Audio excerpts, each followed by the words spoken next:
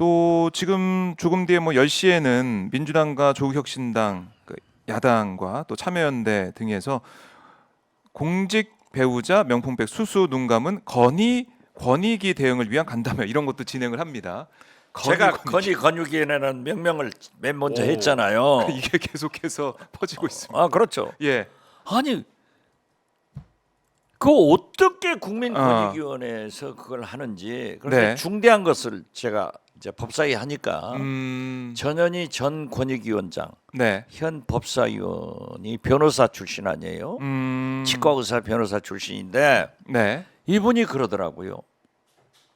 검찰에서나 법원에서 최종 결정을 할 때는 네. 사실조회인지 의견조회인지 권익위에 온대요.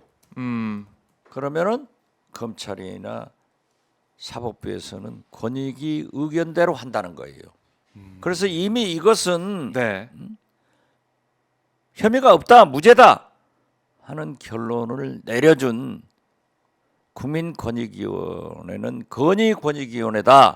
제가 얘기를 했더니 네. 그 건의권익위원회를 해체해야 된다. 하, 있을 필요성이 없다. 있을 필요. 할 정도로 네. 전현 의원이 눈물을 먹으면서 얘기를 하더라고요. 이게 굉장히 만약 그렇게 된다고 하면은 예. 이미 끝난 거예요. 그렇죠. 그러나 그러기 때문에 김건희 특검이 필요하다 네. 하는 것을 웅변으로 증명하고 있으니까 지난 국회에서는 이게 먹혔지만은 현 22대 국회에서는 네. 절대 먹히지 않게끔 우리 야당 의원들이 똘똘 뭉쳐서 싸워 나갈 것이다. 엊그제 지금 알려진 바에 의하면은 윤석열 대통령이 윤재옥 전 원내대표 등 그 사람들을 초청해서 용산에서 네. 식사를 하신 모양이에요. 네. 저는 그러면서 원내지도부. 대통령께서 야당 민주당이 심상치 않다. 그렇기 때문에 여당 네. 국민의힘도 똘똘 뭉쳐서 싸워라. 아니 아버지가 자식들한테 싸워라 하는 아버지 있습니까? 대통령은 예. 헝클어진 실타래를 풀어내야 돼요. 해결해야 돼. 여야가 대치하면은 화합해서 할 수 있도록 공치, 협치를 하도록 해야지. 네. 싸우라? 이것은 지난번 얘기했잖아요. 네.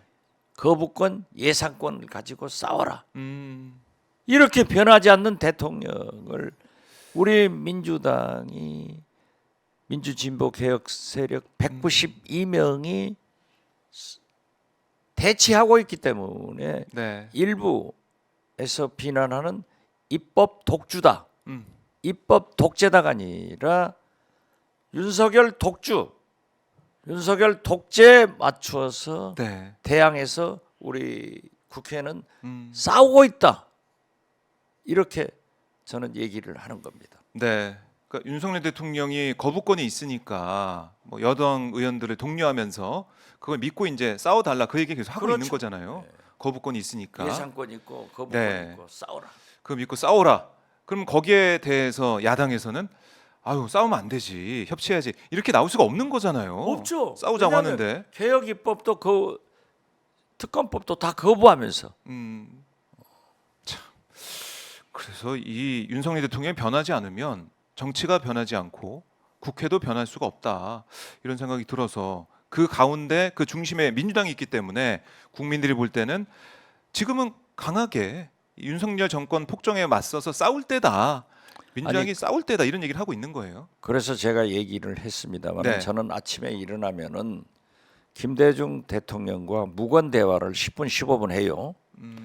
대통령님 이런 현안이 있는데 어떻게 하면 좋겠습니까? 하는데 제가 물었어요. 네. 대통령님 남북 관계가 이렇게 강대강으로 드디어 확성기까지 하니까 다행히 미국 유엔사에서 조사를 해서 진정은 시켰습니다. 네. 이렇게 강대강으로 가면 어떻게 할까요? 그랬더니 제 귀에 들리는 것 같아요. 김대중 대통령의 음성이 네. 실제로 말씀. 윤석열 대통령을 국회에서 설득해라. 설득해도 안 됩니다. 네. 투쟁해라. 2년간 제가 투쟁해도 안 됩니다. 그랬더니 네. 대통령이 바뀌지 않으면은 국민과 함께 대통령을 바꿔라. 이런 말씀이 들리더라니까요. 지금 중대한 시기에 도달한 거예요. 이제 국민들이 참만큼 참았다는 생각도 들고 바뀌지가 않으니까. 그렇죠. 예. 아니 지금 상속세, 네. 종부세 이런 것 인하할 때입니까? 작년도에 세수 부족이 56조입니다. 네. 하하. 지금 모든 예산, 서민 예산 다 깎아버리잖아요. 그런데 네. 지금 보면은 외환 얘기, 죄송합니다. 코로나 때 식당, 네.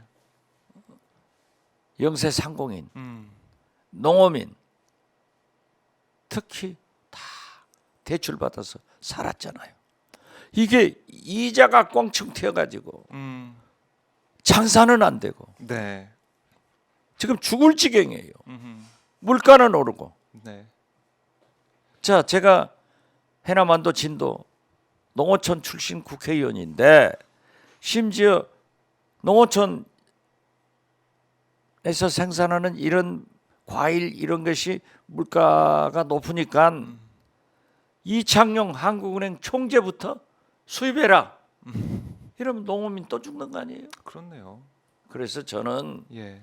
물론 물가 안정이 필요하지만은 이러한 부자 감세보다는 저는 종부세 내는 사람이라니까요. 네. 종부세 내야죠. 저희 아파트 사니까 내야죠. 30년 된 아파트지만은 내야죠. 네. 그래서 저는 그러한 돈으로 식당, 영세 상공인 그리고 농어촌 농어민들에게 이자 탕감을 해주는 것이 네. 바람직한 정책이지 이건 아니지 않냐 이런 수입해서 생각도 해요. 미래를 어떻게 보면 갉아먹는 이런 거는 아니다. 그렇죠.